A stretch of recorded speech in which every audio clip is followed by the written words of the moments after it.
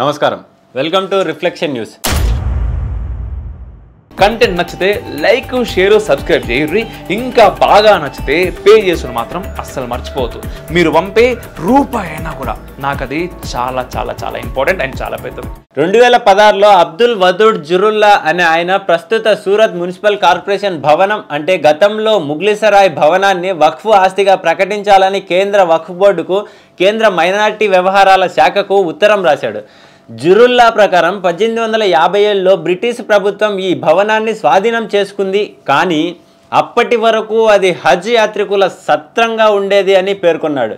తన వాదనకు మద్దతుగా దాదాపు 400 ఏళ్ల నాటి ఈ భవనం 1867లో బ్రిటిష్ వారు స్వాధీనం చేసుకునే వరకు హజ్ యాత్రికుల కోసం సత్రంగా వాడుకలో ఉందని నిర్ధారించడానికి జరుల్లా 17 జిరాక్స్ పత్రాలను అందించాడు.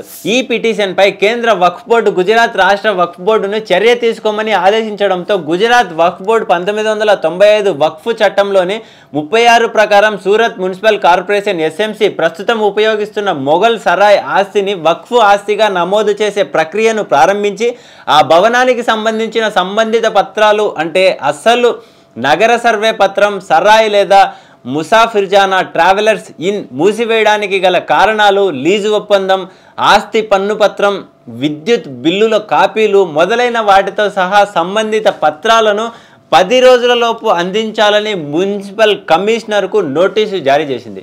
ఆ తర్వాత 2021లో వక్ఫ్ బోర్డు ఈ ఎస్ఎంసి భవనాన్ని వక్ఫ్ ఆస్తిగా ప్రకటించింది.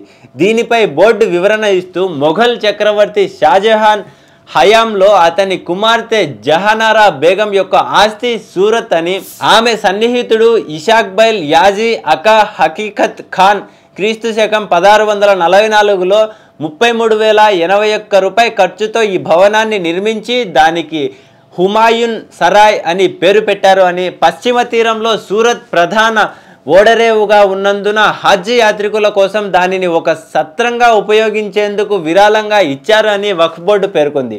ఈ భవనం ఒక ముస్లిం రాజు వక్ఫ్ ఆస్తిగా విరాళంగా ఇచ్చినందున ఆ ఆస్తి దేనికోసం ఇచ్చారో ఆ ఉద్దేశం మారదు అంటూ బోర్డు ఇస్లామిక్ షరియాను ఉదాహరించింది. అంతేకాక ఒకసారి ఏదైనా వక్ఫ్ ఆస్తి అయితే ఎల్లప్పుడూ అది వక్ఫ్ ఆస్తి అని సుప్రీంకోర్టు ఇచ్చిన తీర్పు కూడా ఉటంకించి ఎస్ఎంసి భవనాన్ని వక్ఫ్ ఆస్తిగా ప్రకటించింది. వక్ఫ్ బోర్డు ఇచ్చిన ఆ తీర్పు మీద అప్పీల్ చేసుకోవాలి అంటే మళ్ళీ వక్ఫ్ ట్రిబ్యునల్కే అప్పీల్ చేసుకోవాలి. అయితే సూరత్ మున్సిపల్ కార్పొరేషన్ ఈ వాదనను వ్యతిరేకిస్తూ వక్ఫ్ ట్రిబ్యునల్కి 8 పత్రాలను అందించింది. ఈ భవనాన్ని 1867లో బ్రిటిష్ ప్రభుత్వానికి అప్పగించారని, 1961లోనే రెవెన్యూ రికార్డులలో తగు మార్పులు చేశారని వాదించింది.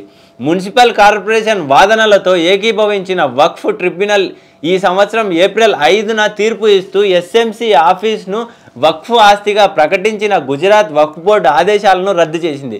అంటే ప్రభుత్వ ఆస్తుల విషయంలోనే ఓ 17 జిరాక్స్ పేపర్లు ఆధారంగా వక్ఫ్ బోర్డుకి తమ ఆస్తిని కోల్పోయిన ప్రభుత్వం తన ఆస్తిని తిరిగి తాను సంపాదించడానికి నానా తంటాలు పడింది.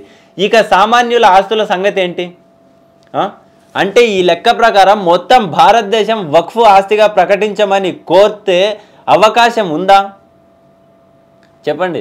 ఎందుకంటే ఎవరో ఒక ముఘల్ రాజు ఒక ప్రాంతాన్ని ఏలుతున్నప్పుడు ఆ ప్రాంతానికి అంతటికీ అల్లాకు కానుకగా సమర్పించి ఉండవచ్చు కదా. అలా అందరూ ముస్లిం రాజులు ప్రకటించి ఉంటే భారత్ మొత్తం అంత వక్ఫ్ ఆస్తిగా ప్రస్తుతం గుర్తించబడాల్సింది కదా.